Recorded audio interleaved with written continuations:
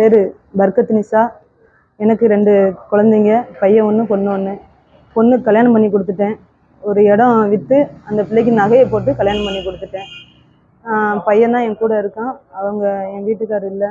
நான் வேலை செஞ்சு சாப்பிட்டுக்கிட்டு இருக்கேன். என் பையன் படிச்சுக்கிட்டு இருக்கான், காலேஜ் படிக்கிறான். வீடு இடம் விற்ற ரூபால கொஞ்சம் காசு என்கிட்ட இருந்துச்சு. சரி வீடு ஒத்திக்கு போகலாம், நம்மளால் வாடகை கொடுக்க முடியாது, ஒத்திக்கு போகலாம் அப்படின்னு சொல்லி நான் டூயிபுரத்தில் போய் வீடு பார்க்க போனேன். டூயிபுரம் 8ல் வீடு ஒத்திக்கு பார்த்தேன். பார்த்த உடனே ஃபோன் போட்டு கேட்டேன் ஹவுஸ் ஓனர்கிட்ட, இந்த வீடு ஒத்திக்கு எவ்வளோ அப்படின்னு கேட்டேன். 6 லட்சம் ரூபாமா அப்படின்னு சொல்லி சொன்னாங்க. சரின்னு சொல்லி எனக்கு நான் போயிட்டேன். ஏன்னா என் பொண்ணு வீடு, நான் இருக்கிற வீடு ரொம்ப சின்ன வீடு. சரி இந்த வீடை பிடிச்சோம்னா என் பொண்ணு வரப்போக இருப்பா, மருமகன் வரப்போக இருப்பாருன்னு சொல்லி வீடு கொஞ்சம் பெரிய வீடாக பிடிக்கலான்னு பிடிச்சேன். ஆனால் அந்த வீடு பிடிச்சும் எனக்கு பிடிக்கல, என் மருமகனுக்கும் பிடிக்கல.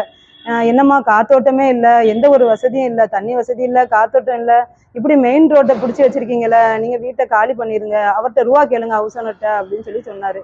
சரி நான் ஹவுஸ் ஓனருக்கு ஃபோன் போட்டேன். உடனே நான் அந்த வீட்டுக்கு போய் உடனேலாம் சொல்லலை, ஒரு மாதம் கழிச்சு தான் சொன்னேன். சார் இப்படி எனக்கு இந்த வீடு எனக்கு பிடிக்கல, அதனால என் ரூபாயை எனக்கு கொடுத்துருங்க அப்படின்னு சொல்லி கேட்டேன். உடனே நீ கேட்ட உடனே ரூபா என் கையில் இல்லைம்மா, இப்போ உடனே என்னால் கொடுக்க முடியாது, வேற ஒரு ஆளை இந்த வீட்டில் வச்சு அந்த ரூபாயை உங்களுக்கு மாற்றி விடுறேன் அப்படின்னு சொல்லி சொன்னாங்க. சரின்னு வெளியே போர்டு எழுதி போட்டாரு. இப்படி 2-3 பேர் வீட்டு பார்க்கறதுக்கு வந்தாங்க. அவங்கள்ட்ட 2-3 பேர் வந்தாங்க. ஆனால் இதில் ஒருத்தவங்கள்ட்ட ரூபா வாங்கியிருப்பாங்க போல இருக்கு. அவங்க ஒரு 10-15 நாள் கழிச்சு என்கிட்ட இப்படி மாமி நான் ரூபா வாங்கினேன், உங்களுக்கு தெரியுமா, நீங்க இருக்கீங்க, இன்னும் நீங்க வீடு காலி பண்ணலையா அப்படின்னு அந்த அம்மா சொன்னாங்க. இல்லம்மா நான் காலி பண்ணல, நீங்க ரூபா கொடுத்தீங்களான்னு நான் கேட்டேன். ஆமா நான் கொடுத்துட்டேன், ஜெகதீஸ்வரங்கிறன்ட்டு நான் 5 லட்சம் ரூபா நான் கொடுத்துருக்கேன் அப்படின்னு சொல்லி சொன்னாங்க. இப்படி யாருமே என்கிட்ட ஜெகதீஸ்வரன் என்கிட்ட சொல்லலை அப்படின்னு சொல்லி சொன்னேன். உடனே ஃபோன் போட்டு கேட்டேன், அண்ணா நீங்க இந்த வீட்டுக்கு ஒரு அம்மாட்ட ரூபா வாங்கினீங்களாமே 5 லட்சம் ரூபா அப்படின்னு கேட்கும் போது, யார் சொன்னா, அதெல்லாம் நான் வாங்கலை, அந்த அம்மா போய் சொல்லுது அப்படின்னு சொன்னாங்க. சரின்னு நானும் அதை விட்டுட்டு அதை பெருசா எடுக்கல. அது கொஞ்ச நாள் ஆக ஆக கூட ஒரு 2-3 வாரத்துல கூட்டுறவு பேங்க்ல இருந்து நோட்டீஸ் கொண்டு என் வீட்டு வாசல்ல ஒட்டினாங்க. இதை எதுக்கு மேடம் இதை ஒட்டுறீங்க அப்படின்னு கேட்டோன்னே, இந்த வீட்டுல அவன் 6-7 லட்சம் ரூபா கடன் வாங்கியிருக்காமா, உங்களுக்கு தெரியுமா அப்படின்னு கேட்டாங்க. எனக்கு அதெல்லாம் தெரியாது, நான் இப்பதான் வந்தேன் அப்படின்னு சொன்னேன். நீங்க சொல்ல போனா நீங்க ஒத்திக்கே இருக்கக்கூடாது, நீங்க வாடகைக்கு தான் இருக்கணும், நீங்க எதுக்குமா ஒத்திக்கு இருக்கீங்க, நீங்க எந்த நேரம்னாலும் வீடு ஜப்தி பண்ணுவாங்க, நீங்க காலி பண்ண வேண்டியது வரும் அப்படின்னாங்க. எனக்கு ஒண்ணுமே ஓடலை, எனக்கு பயம், எனக்கு எங்க வீடை நம்ம காலி பண்ண விட்டுருவாங்களேன்னு சொல்லி நேரா சாரு எஸ்பி ஆபீஸ்க்கு போனேன். போய் கம்ப்ளைண்ட் கொடுக்க போனேன். அப்புறம் 2-3 இடத்துல டிஐஜி சாரையும் பார்க்க போனேன். போன உடனே அவன் மேல எஃப்ஐஆர் ஃபைல் பண்ணிட்டாங்க. சரிம்மா நான் அவனை என்னன்னு விசாரிக்கிறேன் அப்படின்னு சொல்லி சொன்னாங்க. சென்ட்ரல் போலீஸ் ஸ்டேஷன்ல அவன் மேல எஃப்ஐஆர் போட்டாங்க. போட்ட உடனே இன்னும் அவன் வெளியே தான் சுத்திக்கிட்டு இருக்கான். அவனை பிடிச்ச பாடு இல்லை. அவனை எப்படியாவது அவனை தூக்கி உள்ள வைங்க சார். ஏன்னா எனக்கு உயிர் பயம். நான் ஆம்பளை இல்லாத வீட்டுல அவன் என்ன பண்ணுவான்னு நான் ஒவ்வொரு நாளும் நான் பயந்து செத்துக்கிட்டு இருக்கேன். அவன் திடீர்னு யாரோ ஆளுங்களை வச்சு கல்லை தூக்கி எரிஞ்சிருவானோ, வீட்டு வாசல்ல நின்று மிரட்டிடுவானோன்னு ரொம்ப பயமா இருக்கு சார். எப்படியாவது ஒரு நடவடிக்கை எடுங்க. அவனும் என்கிட்ட ஒரு மாதிரி பேசினான், தப்பான எண்ணத்துல பேசினான். அப்பாவும் சரி அவங்க பையனும் சரி தகாத வார்த்தையில என்னை ஒரு மாதிரியா பேசினாங்க. எங்க அப்பா ரிப்போர்ட்ரு, எங்க அப்பாவே நீ தூக்கி உள்ள வச்சிருவியா, நீ பாப்போம் யார் என்ன செஞ்சிருவாங்கன்னு நான் பாக்குறேன், இதுக்கெல்லாம் நான் பயப்பட மாட்டேன் அப்படின்னு சொல்லி 2 பேருமே வீட்டு வாசல் கிட்ட நின்று கத்துனாங்க. அவங்க அப்பா மெசேஜ் எல்லாம் அனுப்புறாரு, வாட்ஸ்அப்ல மெசேஜ் அனுப்பிட்டு நான் அது என்னன்னு பார்க்க போறேன், அதுக்குள்ள அவர் டிலேட் பண்ணிட்டாரு.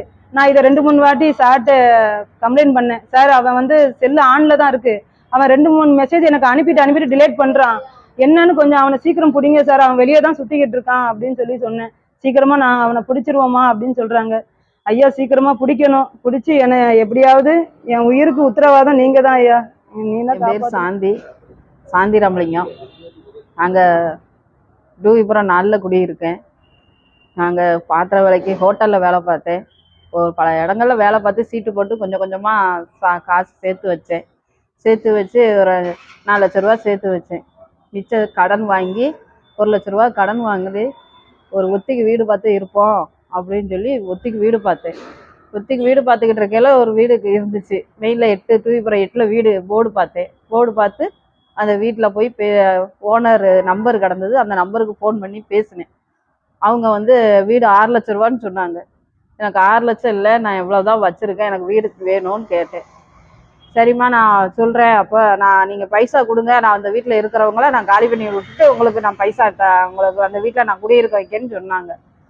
நானும் அந்த வார்த்தையெல்லாம் நம்பி வார்த்தையை நம்பி பத்திரம் போட்டு எல்லாம் முடிச்சு, நான் உங்களுக்கு நீங்கள் எனக்கு டைம் கொடுங்க, நான் 1 லட்ச ரூபா ரெடி பண்ணி தான் அவங்க வீட்டில் காலி பண்ணணும் அப்படின்னு சொல்லி வாங்கிட்டு போயிட்டாங்க. பைசாவை போட்டு பத்திரம் போட்டு நானும் 1.5 மாதம் 2 மாதம் வரையும் டைம் கொடுத்தோம். 2 மாதத்துக்கு மேலே ஆச்சு. பைசா வரல, வீடும் தரல. ஃபோன் பண்ணால் ஃபோன் எடுக்கலை. 2வது ஃபோன் எடுத்து இந்த வாரேன்னு சொல்லி எங்கள் வீட்டு பக்கத்துலேயே வந்து என்னை ரொம்ப எப்படி சொல்லன்னு தெரியல, அந்த அளவுக்கு என்னை பேசுனாங்க. என் பிள்ளை வக்கீல், நான் ப்ரெஸ்ஸு, உன்னால் என்ன முடியுமோ பாரு, ஓன் பணம் எங்கேயும் போல, என்கிட்ட தான் இருக்குது, நான் தருவேன் வைப்பேன் அப்படின்னு ரொம்ப ஒரு மாதிரியாக பேசி என்னை என்ன சொல்லுன்னு தெரியல, அந்த அளவுக்கு என்னை அழுக வச்சுட்டு போயிட்டாங்க. நான் மட்டும்தான் தனியாக தான் வீட்டிலேயே இருக்கேன். எனக்கும் வீட்டில் ஒத்தையில் இருக்கவும் பயமாக இருக்குது. இப்போ நாங்கள் போலீஸில் கம்ப்ளைண்ட் பண்ணி திருநெல்வேலி வரையும் டிஐஜிபி எல்லாத்தையும் பார்த்து இப்போ நாங்கள் மனு கொடுத்து எஃப்ஐஆர் போட்டாங்க. எனக்கு சீக்கிரமாக அவங்கள பிடிச்சி எனக்கு என் பணம் மீட்டுக்கு கொடுத்தா எனக்கு ரொம்ப நல்லாயிருக்கும், நடவடிக்கை எடுக்கணும்னு நான் கேட்குறேன். கூட வந்து தான் அந்த பைசாவை வாங்கிட்டு போனாங்க. 4 லட்ச ரூபா வந்து எங்கள் அக்கா வீட்டில் உள்ள மாப்பிள்ளைகிட்ட அக்கௌண்ட்டில் போட்டு தான் கொடுத்தேன். என்னோட அக்கௌண்ட்டில் போட்டு தான் நான் பணமும் கொடுத்தேன். செக்கு புக்கு எல்லாத்துக்குமே ஆதாரமும் இருக்குது. அது 1 லட்ச ரூபா வந்து என்னோட கூகுள் பேயில் 50,000 ரூபா போட்டு விட்டு 50,000 ரூபா எடுக்கலன்னு அவங்க பையன் வந்து கூட இருந்தே தான் வாங்கிட்டு போனாங்க. நான் வக்கீல், உங்களுக்கு எந்த பங்கமும் வராது அதுக்கு அப்படின்னு சொல்லி தான் என்கிட்ட பணம் வாங்கிட்டு போனாங்க. அப்படி சொல்லியும் வாங்கிட்டு போயும் இப்போ 2 அப்பாவும் பிள்ளை 2 பேருமே என்ன ஆனாங்கன்னே தெரியல. எங்களுக்கு பணத்தை மட்டும் எஃப்ஐஆர் போட்டிருக்கோம், எனக்கு எந்த இதுவும் இல்லாமல் எனக்கு பணம் மட்டும் வாங்கி கொடுத்துருங்க.